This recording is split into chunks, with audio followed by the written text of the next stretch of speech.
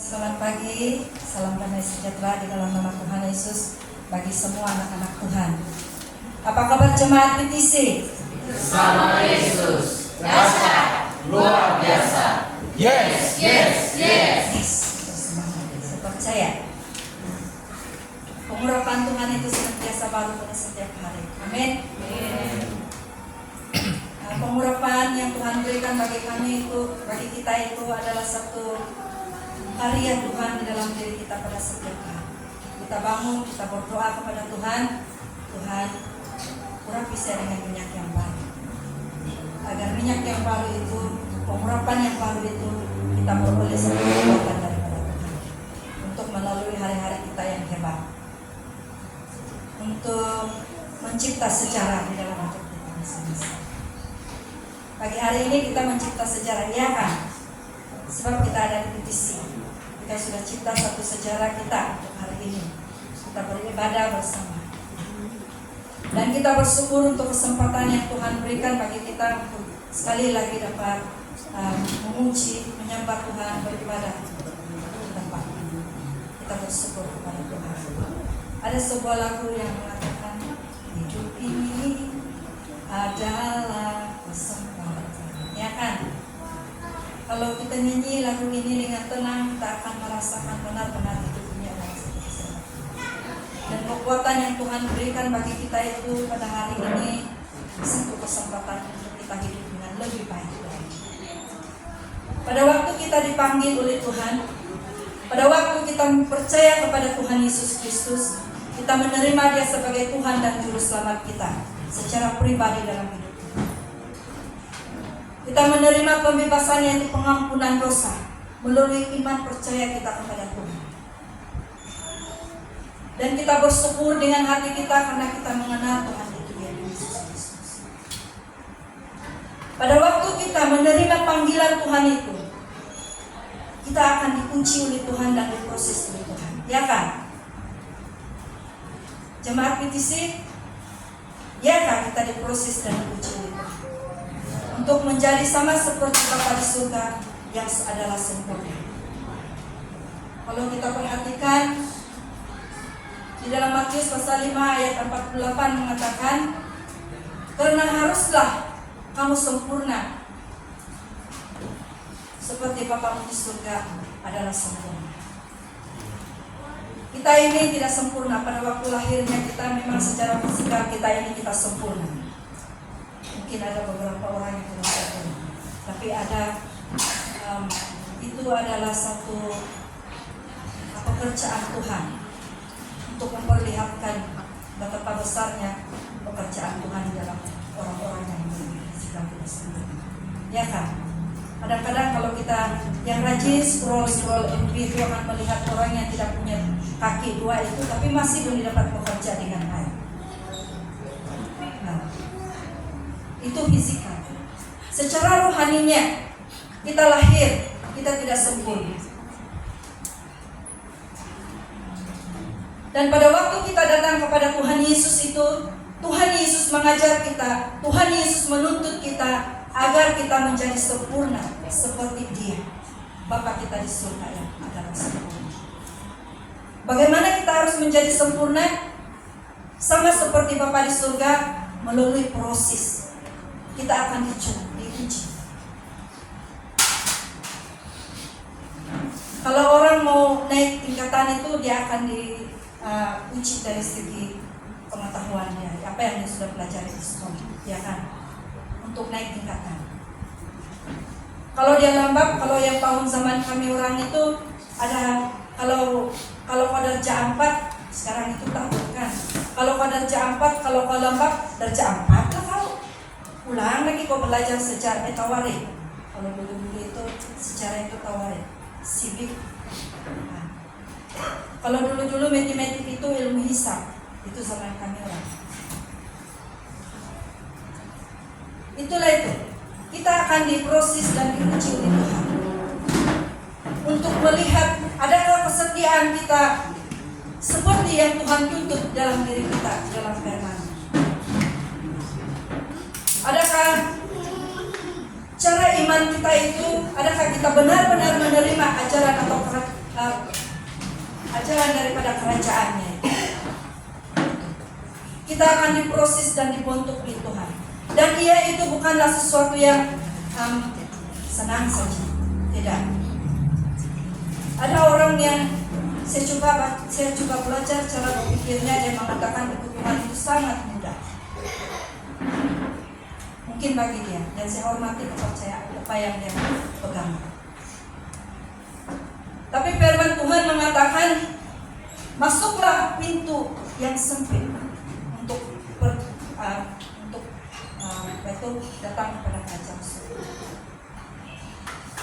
Tapi untuk kebinasaan itu ada pintu yang luas. Untuk menuju menurut Tuhan itu melalui satu pintu yang sangat sempit. Jadi dia bukan sesuatu yang sangat mudah. Saya percaya anak-anak Tuhan yang di tempat ini pada waktu menjadi percaya kepada Tuhan Yesus akan diproses oleh Tuhan. Petrus sendiri pada waktu dia menjadi percaya kepada Tuhan Yesus, menjadi murid Tuhan Yesus, dia diproses oleh Tuhan. Dia dibentuk oleh Tuhan. Kalau kita tahu, kita rajin membaca Alkitab, dan saya percaya kita semua pasti rajin baca Alkitab. Orang Kristen ini mesti rajin baca Alkitab. Kalau tidak rajin membaca Alkitab, dia tidak akan mengenal siapa Tuhan Yesus itu. Kalau suami istri itu contohnya mesti rajin berkomunikasi, bercerita, menyatakan rasa cinta masing-masing dengan pasangannya. Kalau kau tidak kasih tahu betapa saya cinta kau, wahai suamiku atau istri kau, perasaan suami atau istri itu, suami saya ini cinta saya kan, istri saya cinta saya kan. Jadi perlunya ada suatu keintiman di antara suami dan istri. Demikian juga kita orang percaya, kita mesti membentuk satu keintiman dengan Tuhan, supaya kita mengenal isi hati Tuhan, mengerti isi hati Tuhan. Tuhan mengenal kita. Pada waktu kita lahir, Tuhan mengenal kita. Sebab pada waktu di dalam perjanjian lama itu mengatakan, di dalam Mazmur kalau saya tidak silap mengatakan, di dalam rahim ibu kita Tuhan menenun kita, membentuk kita, buah pinggang kita, Tuhan bentuk kita. Tuhan sangat mengenal pribadi manusia. Dia mengenal saya. Dia mengenal semua orang-orang yang ada di tempat. Jauh di dalam lubuk hati kita, Tuhan juga mengenal. Ingat, firman Tuhan di dalam Ibrani mengatakan firman Tuhan itu tajam seperti pedang bermata. Dan firman itulah yang membentuk, menguji kita, sehingga kita menjadi sempurna seperti apa yang Tuhan kehendaki. Dia mau terjadi di dalam hidup. Tuhan rindu mau membentuk kita menjadi sempurna sama seperti ini. Melalui apa itu? Dia sudah berikan kita anugerah, yaitu Tuhan Yesus. Dia sudah berikan kita jalan, yaitu Tuhan Yesus. Melalui apa? Melalui ketaatan kita kepada Tuhan. Dengan apa cara ketaatan kita kepada Tuhan? Setiap hidup kita, setiap hari, di dalam apapun keadaan kita, tidak seharusnya kita harus gembira baru kita punya Tuhan. Baru kita, Tuhan terima kasih untuk berkat yang besar dan luar biasa. Tapi Tuhan juga mau bersama kita pada waktu kita merasa sakit dan susah.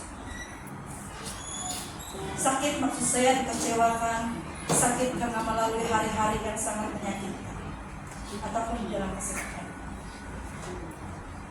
Begini pula rasa jadi orang ini. Ada yang berlilit-lilit melihat. Kadang-kadang ini saya beberapa cerita lain. Kadang-kadang kan kita ini ya itu dibentuk oleh Tuhan banyak macam bangsa dan suku. Jadi Tuhan mau kita semua boleh ada variasinya. Kalau contohnya orang India ada pakai baju panasan dan orang panasan pakai baju India begitu panasan. Kadang-kadang kalau kita bawa makanan kita rasa makanan orang India kan hari ini di kembali ya, selamat kembali. Kita rasa makanan orang-orang India yang dengan ada rempah-rempah mereka. Tapi kadang-kadang masa kita ada waktunya, benar juga apa yang firman Tuhan katakan segala sesuatu ada waktunya. Ada waktunya kita akan menikmati juga makanan orang lain, makanan Cina, Kemudian makanan orang ada dusun yang ada musuh tuh kan, buka sejak penutup ada yang datang bunyi tuh. Apa itu yang bunyi? Dia punya bunyi tuh yang apa nyamuk tuh. Oke, itu kita pergi kepada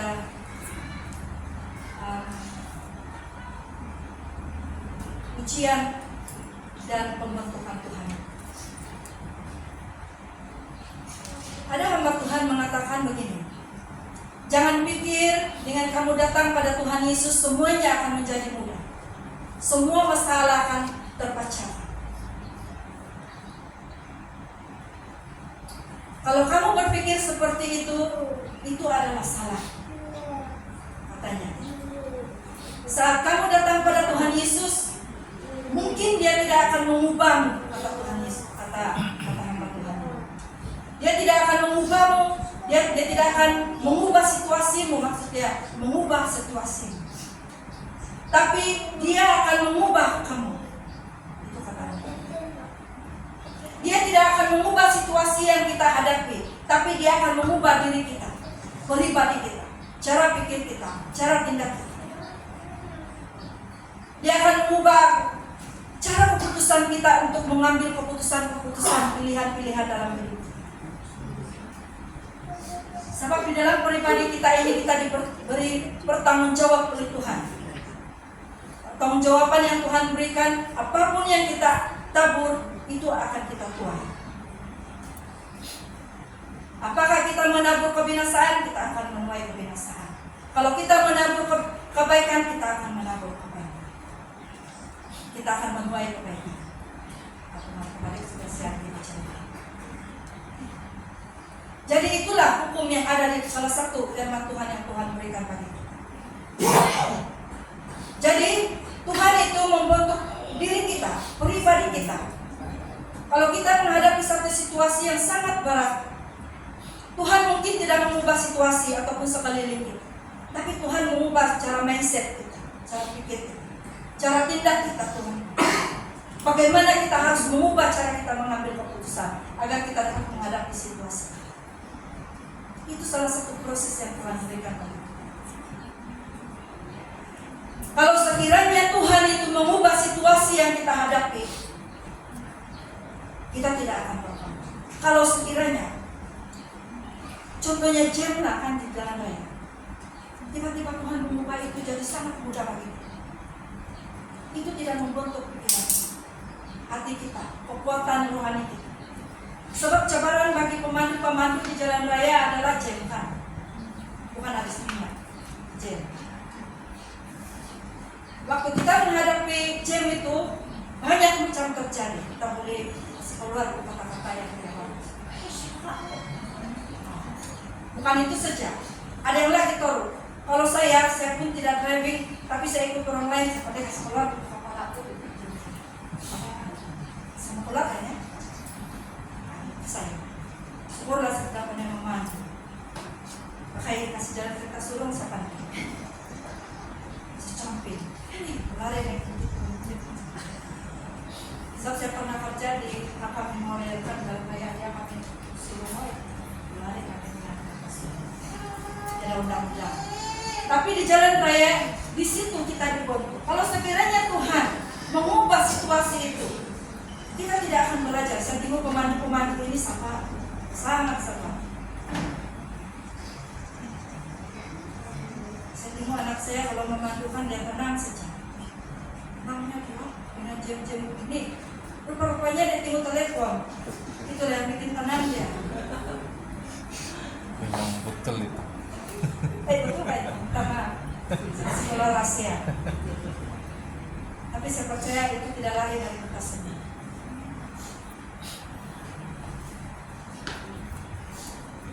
Hari itu saya pergi Indon, akan cerita sedikit. Kalau di Indon bunyi horn dia banyak. Bunyi horn. Bukan tujuan untuk marah itu, tapi memberi leluhur. Tapi kalau di Sabah, kalau mau horn itu keluar tangan sudah begini, ya.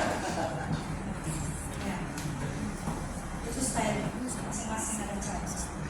Kalau di Indonesia kita dapat lihat Saya ulang itu secara kasar sih kalian.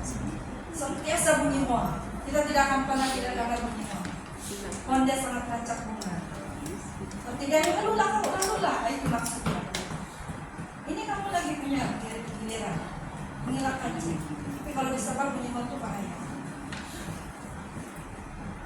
Ya, itu Tuhan mungkin tidak akan mengubah situasi kita, tapi Dia mengubah kita secara pribadi. Tuhan tidak akan mungkin mengubah orang-orang masyarakat di sekeliling kita, tapi Tuhan mengubah cara berpikir kita.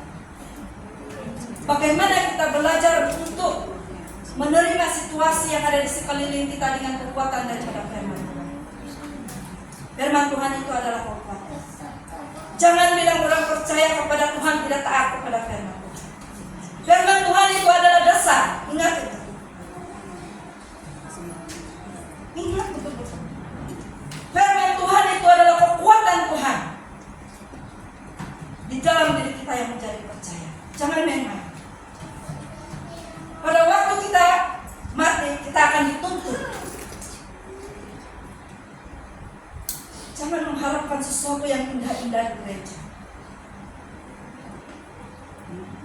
Tuhan dengan serius membentuk kita melalui firman. Ingat Ayub. Tuhan bentuk Ayub. Tuhan uji Ayub. Tuhan izin Ayub melalui situasi, keadaan yang dihadapi. Ditinggalkan. Kehilangan anak-anak. Tuhan izinkan. Tuhan mau membentuk Ayub. Ingat, firman Tuhan itu adalah kekuatan Tuhan. Jadi rajin baca. Lihat isi hati Tuhan melalui Alkitab. Isi hati Tuhan itu ada di dalam Alkitab. Itu rahasianya. Jangan bilang orang Kristen itu tidak tahu pun Tuhan Yesus itu kenapa dia mati di kayu salib. Jangan. Jangan bilang orang Kristen itu tidak tahu pun kuasa dari Yesus itu. Jangan bermain-main dengan Tuhan. Saya selalu itu. Tapi itulah pembentukan Tuhan, proses Tuhan itu di dalam kehidupan kita akan mengubah cara pikir kita, mindset kita yang tidak benar. Tuhan tidak akan mengubah di sekolah kita seperti yang kita kehendaki, tapi Tuhan mengubah kita. Tuhan mungkin tidak mengubah keluarga kita, tapi Tuhan mengubah hati kita, pikiran kita melalui firman. Ingat itu, firman Tuhan itu adalah kekuatan. Yakobus berkata, mari kita lihat. Hari ini anti serius, selalu di dapur. Tapi ini hari ini serius. Jangan bilang anti yang di dapur tidak pandai baca Alkitab. Ya.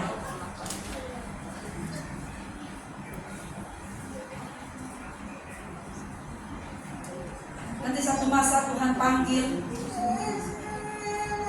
saya secara pribadi. Saya sudah mengatakan apa yang saya mau. Nanti saya puas. Firman Tuhan itu di dalam Yakobus pasal 1, iman dan hikmat tajuknya. Tapi saya ambil yang 1. Saudara-saudaraku, anggaplah sebagai satu kebahagiaan apabila kamu jatuh ke dalam berbagai-bagai percobaan. Sebab kamu tahu bahwa ujian terhadap imanmu itu menghasilkan ketekunan. Ujian terhadap imanmu itu menghasilkan ketekunan. Ketekunan itu menghasilkan pengharapan. Ketekunan itu membentuk kita menjadi orang yang sangat tahan uji. Mari kita lihat satu pribadi. Ini saya tidak akan baca sebab cerita dia panjang, tapi saya singkat. Nanti kamu sampai di rumah baca Alkitab, baca Injil. Kalau kita perhatikan,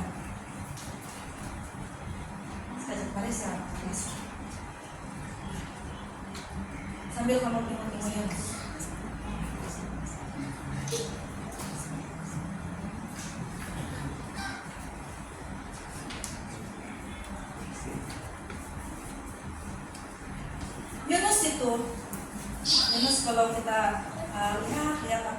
dia Yunus itu merpati maksudnya.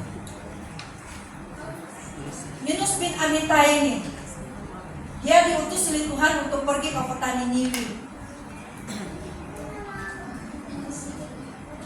Di kota Niniwi untuk memberitahu kepada kota itu bahwa Tuhan mau membinasakan kota itu, sebab kota itu sangat berdosa. Kita tahu bahwa Tuhan tidak menyukai dosa. Tuhan itu benci dengan dosa. Tuhan itu merindukan supaya anak-anaknya itu belajar untuk hidup kudus dan saleh, meninggalkan dosa, meninggalkan kebiasaan-kebiasaan, keinginan-keinginan daging seperti yang kita belajar yang pasti siswa diajarkan kepada kita tentang keinginan daging dan keinginan. Kemudian pada waktu Tuhan mengutus Yunus ini, Yunus tidak ikut seperti apa yang Tuhan perintahkan. Yunus lari. Dia naik kapal, sampai di kapal dia pergi di bawah, dia tidur. Tidur si Yunus. Mungkin dengan dongkur-dongkurnya yang boleh menggagalkan sebiji kapal. Karena dengan sangat tenang. Dia itu seorang yang tahu bahwa apabila Tuhan memerintah, menyuruh untuk pergi, dia harus pergi. Tapi dia pergi. Dia pergi bukan untuk menuruti perintah Tuhan, tapi lari. Pada waktu dia tidur di bawah itu, dan berjalanlah kapal itu, berlaku satu badai yang sangat besar. Kemudian anak-anak kapal, semua nakoda di dalam sana itu sangat rusing. Siapa tidak rusing kalau kapal begini? Iya. Siapa tidak rusing kalau keluarga kita begini? Iya kah tidak? Tapi Yunus itu tenang saja tidur. Wih, siapa yang Yunus tidur? Banyak barang-barang dagangan sudah dilimparkan ke dalam laut.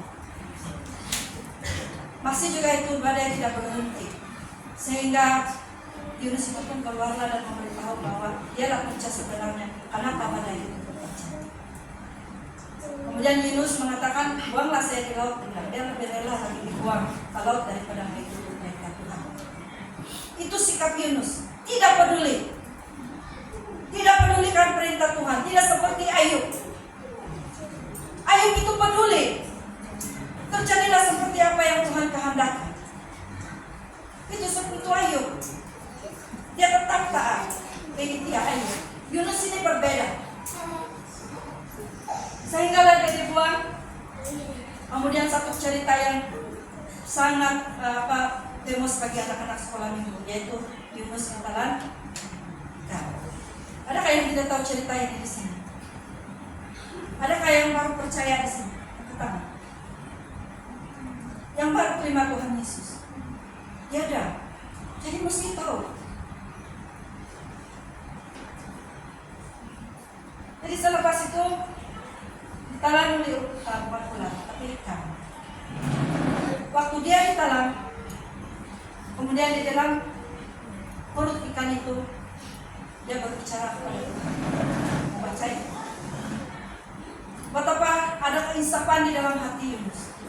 Waktu dia dimuntahkan di tepi pantai, Yunus mula bekerja. Maksud saya, yang mula pergi ke Niniwi untuk memerintahkan, melaksanakan apa yang Tuhan perintahkan kepadanya. Pada waktu dia sampai di Niniwi, dia kabarkan bahwa dia bilang, kalau kamu tidak bertobat, Tuhan akan memporak-porandakan kota ini, membinasakan kota ini. Kemudian disingkatkan cerita, raja dan segala penduduknya, segala hewannya semua berpuasa. Hewan berpuasa waktu itu. Saya tidak paham, tapi adalah cara mungkin. Kalau sekarang kalau anjing yang mungkin kurang dalam ada satu, ya kan? Mungkin dalam swasta paling menurut hewan itu kurang. Kemudian Tuhan tidak membinasakan kota ini. Yunus ini dia duduk, dia tunggu apakah Tuhan akan membinasakan kota ini. Tuhan tidak membinasakan. Kemudian Yunus itu duduk di padang itu, Tuhan atas kehendak Tuhan tunggu satu pokok, kemudian menyentuh kepala Yunus. Mungkin kepala habis cuaca panas, kepala Yunus mungkin botak waktu itu kan, jadi tidak merasakan sama. Jadi atas ketentuan Tuhan juga ada satu ulat, datang makan daun-daun. Minta maaf itu. Saya cerita Yunus.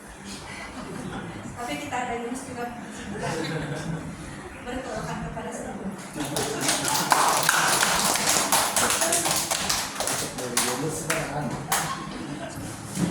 Kemudian atas kebutuhan Tuhan berlaku menghabis setiap itu apa daun-daun yang ada di pokok itu. Kemudian kepanasanlah si Yunus. Kemudian Yunus itu pun sangat marah. Dia berkata begini, itulah sebabnya mengapa saya tidak pergi untuk memberitakan kepada orang Niniwe bahwa Tuhan mau membinasakan kota ini. Sebab kalau sekiranya kota ini bertobat, Tuhan tidak akan membinasakan kota ini. Itulah sebabnya. Si Yunus itu dari dulu sejak melihat kebinasaan orang.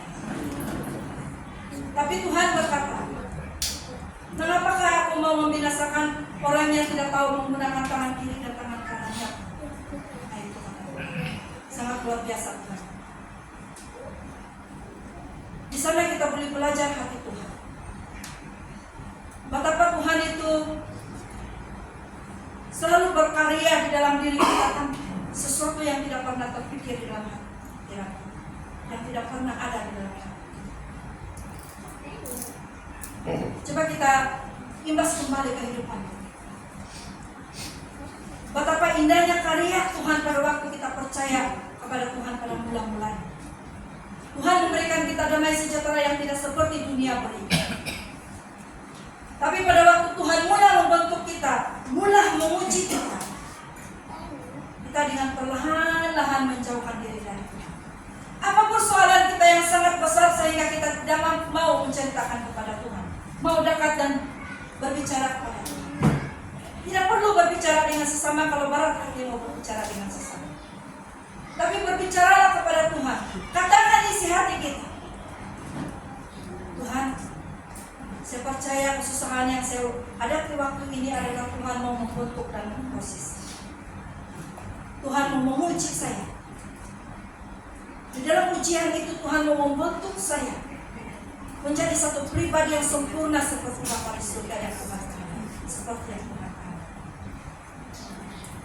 Jangan ada masalah besar, lari dari Tuhan. Jangan buat masalah yang kita hadapi itu kita mau melarikan diri dari Tuhan. Tapi kita buat masalah yang kita ada itu adalah untuk mendekatkan diri kita dengan Tuhan.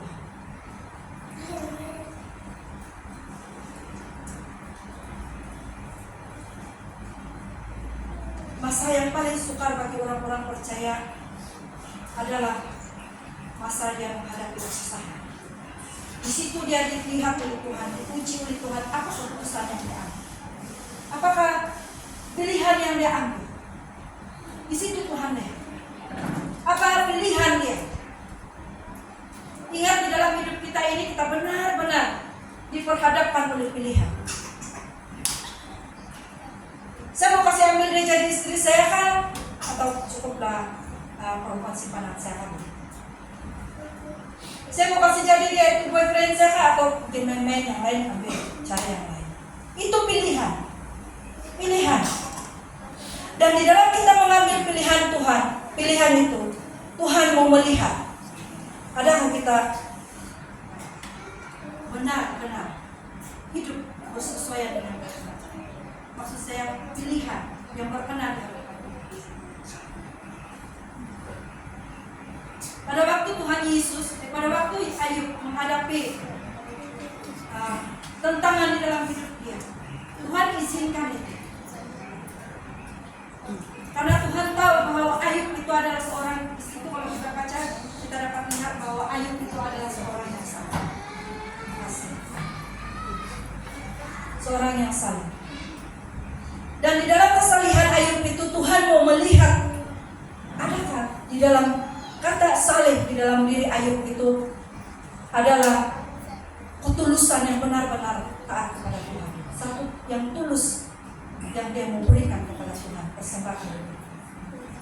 Dan kalau kita lihat betapa Ayub itu sungguh-sungguh mempunyai hati yang tulus untuk benar-benar hidup benar di hadapan Tuhan. Di dalam hidup kita ini, pada waktu kita menjadi orang percaya, kita dijadikan oleh Tuhan atau dipilih oleh Tuhan menjadi orang-orang yang benar. Dan dalam situasi kita, apapun keadaan kita, kita dididik, dibentuk oleh Tuhan untuk menjadi pelaku kebenaran firman Tuhan. Dimanapun kita akan berada, kita katakan kepada diri kita bahwa saya adalah pelaku firman Tuhan. Jadi apapun keputusan yang kita ambil, pilihan yang kita ambil, semuanya itu adalah sesuai dengan kebenaran yang ditutup.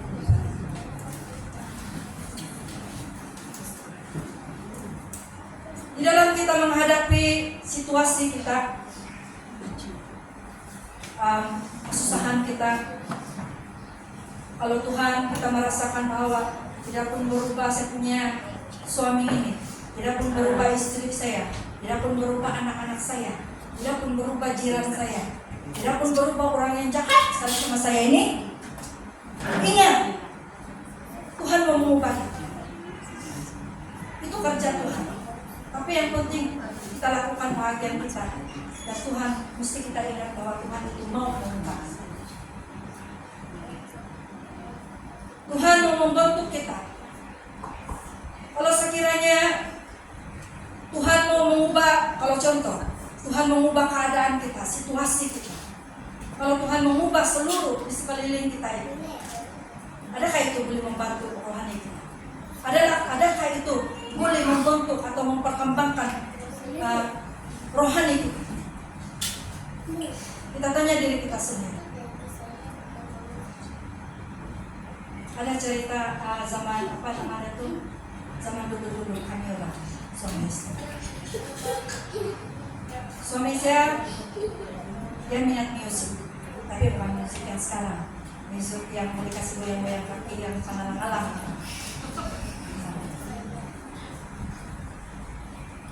Saya minat menarik, ini itu zaman muda-muda. Kalau sekarang tidak. Saya pandai cuci kain di tangan, itu saya campurin.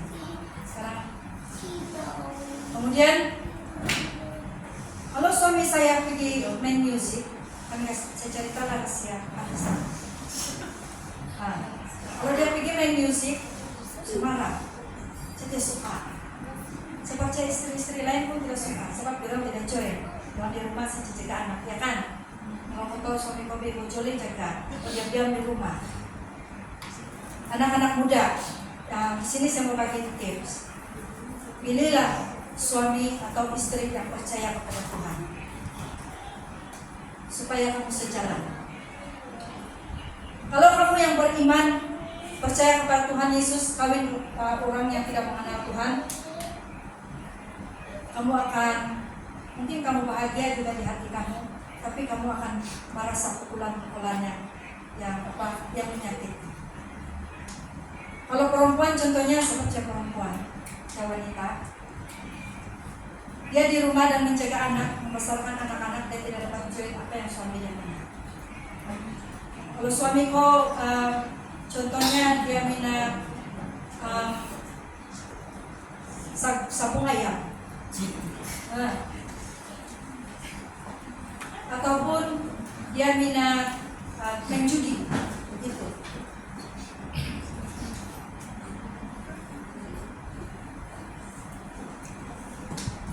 Kamu tidak akan setia dan sakinah. Tapi kalau kamu memilih orang yang percaya kepada Tuhan, kamu tahu tujuan bagi keluarga kamu, yaitu di gereja, memuji dan menyembah, membesarkan anak-anak di dalam iman percaya kepada Tuhan. Kalau kamu memilih orang yang tidak seiman, yang tidak percaya, kamu tidak akan seimbang. Yang satu di situ, yang satu di situ. Kalau kau pergi gereja, mungkin dia tidak pergi gereja. Itu risiko dia. Bila minat kita itu berlainan dengan suami kita, keinginan kita pada masa depan, maksud saya, impian kita untuk hidup bakal itu berbeza, kita tidak akan pernah merasa Jadi pilihlah pasangan yang betul-betul percaya kepada Tuhan. Kalau dia mulai sudah mau di situ, kamu boleh cakap Tuhan bilang. Jadi kalau kamu sudah kawin, kamu cakap laki kamu, Tuhan bilang. Nah, itu orang yang percaya, kau boleh cakap begitu. Tapi kalau orang yang tidak percaya, kau cakap begitu, dia tidak bisa. Kemudian bila suami saya pergi bermain musik itu kan, si rusak punya gitar kau. Saya ambil tuh batak saksi begitu tuh. Nah, itulah ceritanya itu. Cuma tuh kawan aku pakai batak. Mentang-mentang masih kerja di bilang batak. Kenapa dia tuh tunggu di bawah? Dia tunggu apa itu? Tunggu, seumbat tuh pakai batak.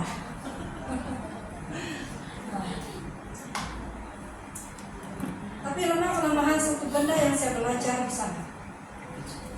Dan saya berhenti untuk berbuat.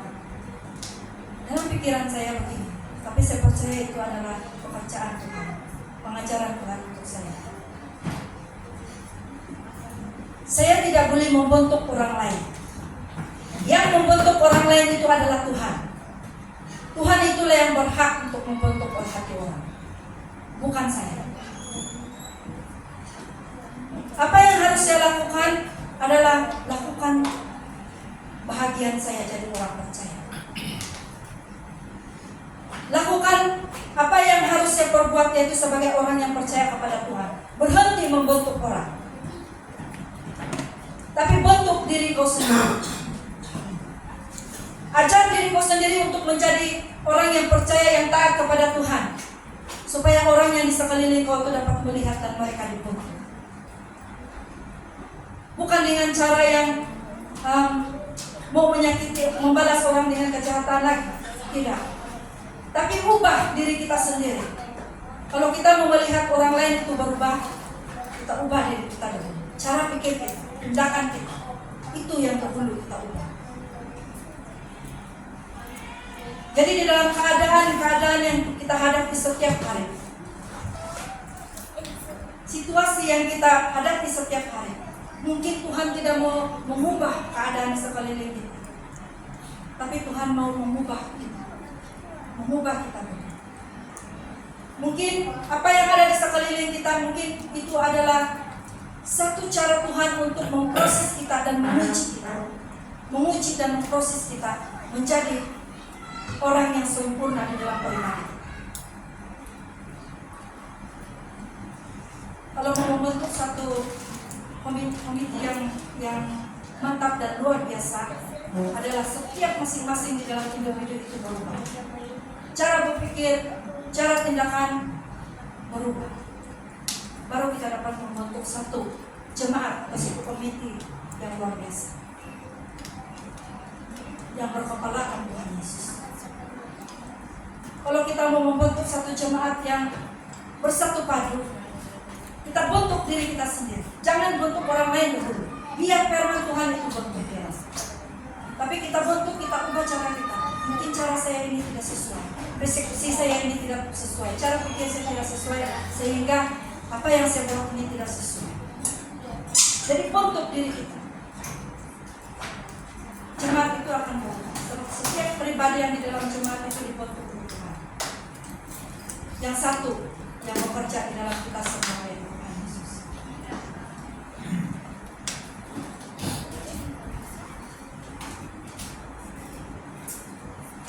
Sekali lagi, jika Tuhan mengubah semua situasi yang kita alami, itu tidak akan membantu. Karena kita tidak akan berkembang, rohani kita tidak akan bertambah, kebijaksanaan kita akan tidak bertumbuh, dan kekuatan tidak akan bertumbuh.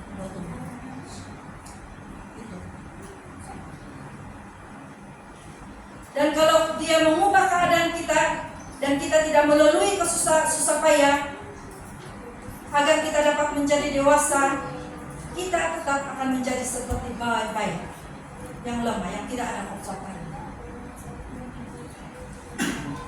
Dan kehidupan rohani kita dan kehidupan Kristen kita tidak akan berubah kalau kita tidak tidak melewati apapun kesusahan dalam ujian. Kalau kita selalu lari seperti Yunus, melarikan diri daripada perintah-perintah Tuhan, itu tidak akan mendewasakan. Itu tidak akan membantu kekuatan di dalam kita. Tidak menjadikan kita orang yang lebih bijaksana. Kalau ada masalah sikit-sikit di dalam apa saja keadaan keluarga kah, pekerjaan kah, lari. Kalau ada pertengkaran sedikit kah, keluar dari rumah. Tidak mau menghadapi pertengkaran itu, persoalan itu. Kenapa? Tidak coba untuk merukaikan. Sikit-sikit ada masalah keluar. Begitu. Kalau ada masalah tidak mau Tuhan sudah. Jangan begitu. Tapi bila sudah jatuh sangat dalam baru cari Tuhan. Jangan seperti itu.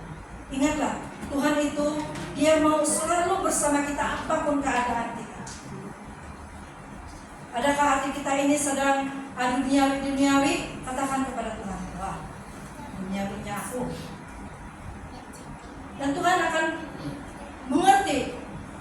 Tuhan akan mengetahui apa yang kita perlukan, yaitu kekuatan untuk melawan keinginan. Itu.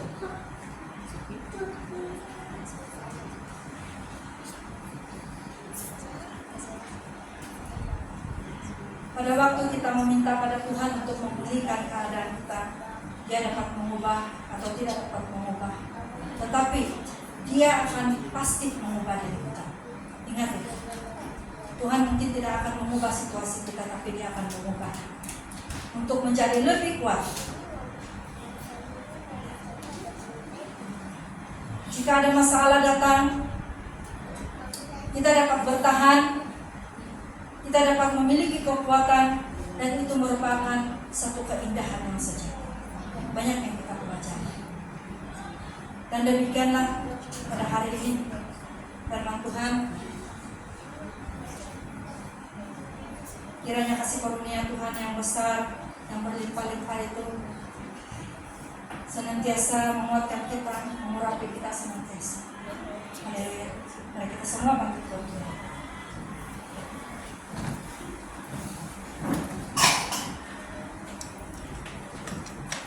Masih kita supaya berpujian, ada bawa lagu.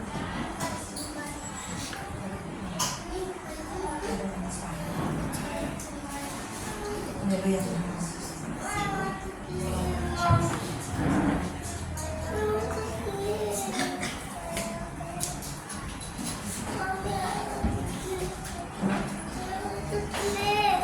Kami percaya Tuhan bahwa segala sesuatu di dalam kehidupan kami, di sekeliling kami, itu semua adalah untuk menguatkan kami. Kami percaya bahwa apapun keadaan situasi kami, bagi Tuhan tidak ada yang mustahil. Dan kami imani itu ya Tuhan, bahwa Engkau tidak pernah meninggalkan kami apapun keadaannya. Haleluya Yesus. Firman-Mu adalah kekuatan kami.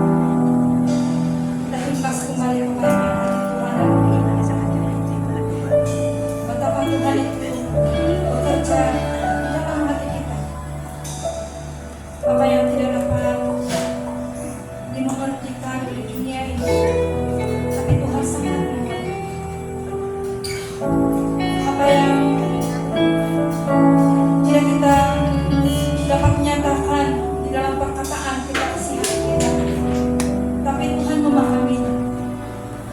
Itulah Tuhan Yesus.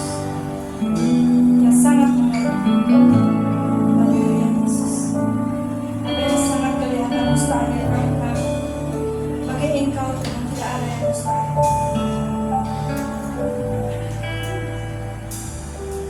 Ku yakin saat Kau berfirman, benar Tuhan. Saat Kau bertindak, terima kasih Tuhan. Hidupku hanya ditentukan oleh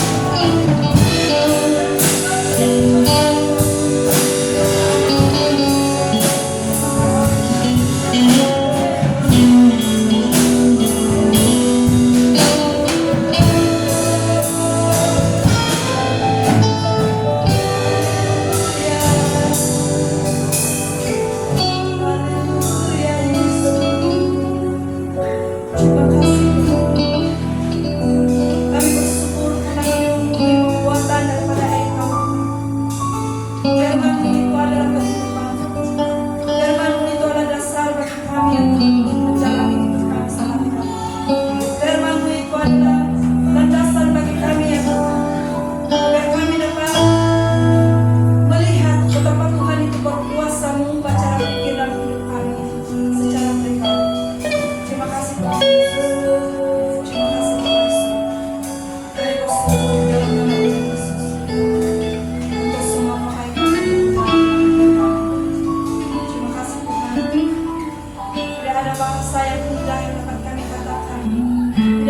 ucapan-ucapan yang sangat menarik dan Tuhan yang sangat indah untuk kami dapat ucapkan. Tapi hati kami menyatakan dengan penuh ketulusan, Tuhan, Engkau adalah Juru Selamat. Engkau adalah pribadi yang membutuhkan. Terima kasih Tuhan untuk kebaikan, untuk kesetiaan di dalam nama Tuhan Yesus. Apa yang Engkau lakukan. Amin. Haleluya, saya berdoa.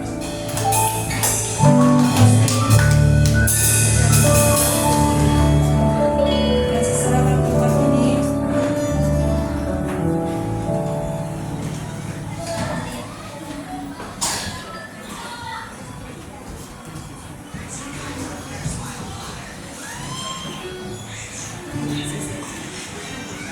Beri kemuliaan kepada Tuhan.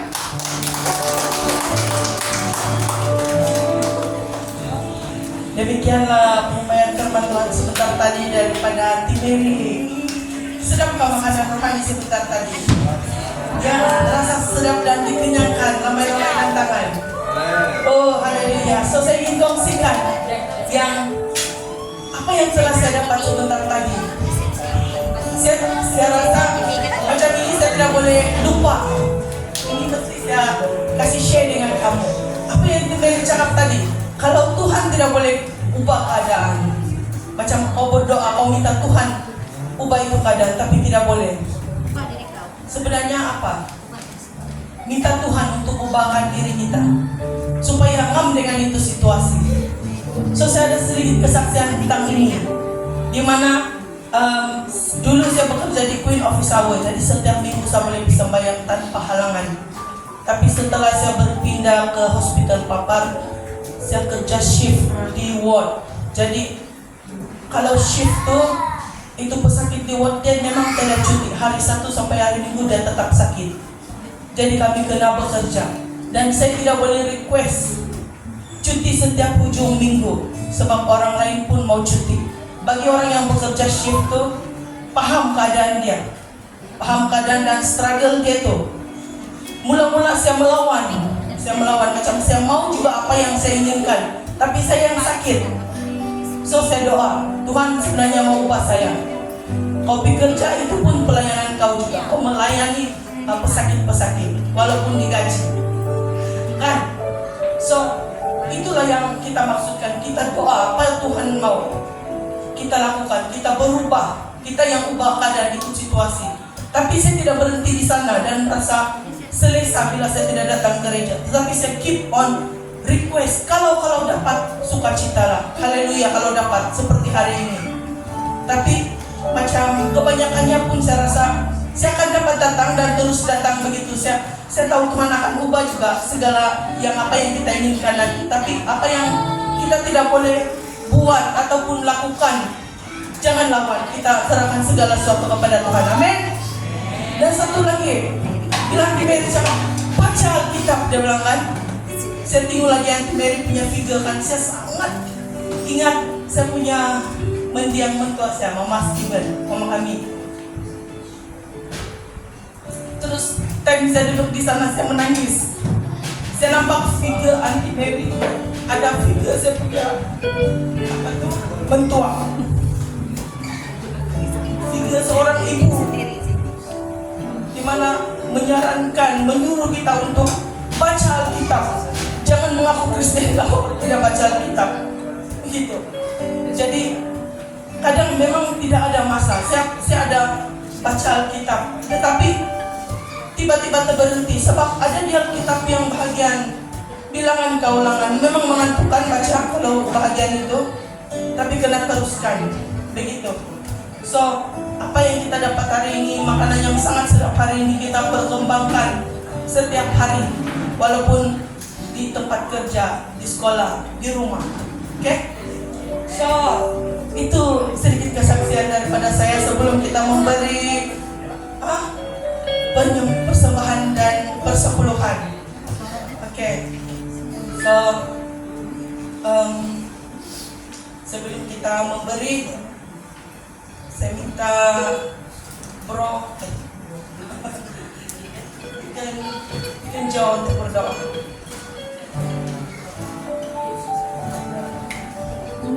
Baik, mari kita Bapak. Tuhan Yesus Kristus, terpuji nama Tuhan, satu Tuhan kami. Sekali lagi datang pada Engkau untuk menaikkan ucapan syukur kami karena kebaikan Tuhan dalam kehidupan kami, dalam pekerjaan kami, dan segala apapun yang kami usahakan.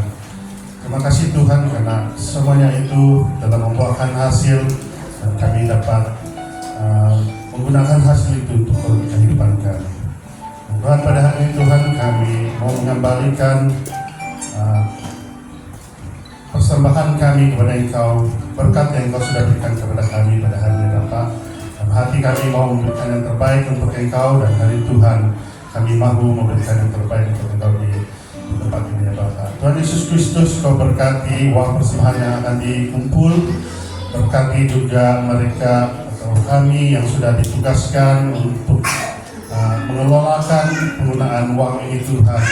Dan uang ini dapat digunakan untuk kemuliaan nama Tuhan. Haleluya, Yesus Kristus, terpuji termulia nama Tuhan. Kami serahkan persembahan ini dalam tangan Tuhan dan ucap syukur. Amin. Oke, so hari ini adalah hari apa kalau kamu ingat? Selain hari Minggu, hari di Bali. Nah, itulah kami pakai macam di Bali nih. Jadi kita ada satu lagu yang baru kita mau belajar. Dia dalam bersih bahasa apa nih, Bro? Tamil kah? Tamil. Jadi hari ini kita semua jadi Tamil lah. Sambil memberi, sambil belajar lagu baru, sambil menikmati. Kita punya lagu baru. Oke.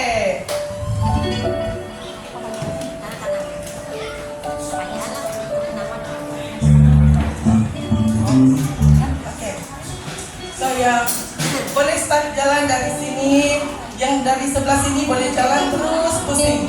Begitulah supaya tidak melanggar-langgar kan? Oke. Music.